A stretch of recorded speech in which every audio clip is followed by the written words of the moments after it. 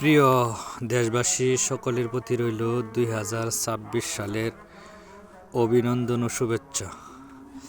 আল্লাহ পাক রব্বুল আলামিন আমাদের সকলকে যেন 2026 সাল যেন আমরা শুরু করতে পারি ইসলামী কোনো কাজের মাধ্যমে, এবং সকলের প্রতি দোয়া রইল সকলে যেন আমরা ইসলাম শান্তির ধর্মকে সামনে রেখে সকলে শান্তির শৃঙ্খলা বজায় রেখে আমরা যেন আমাদের এই 2026 সাল অতিবাহিত করতে পারি।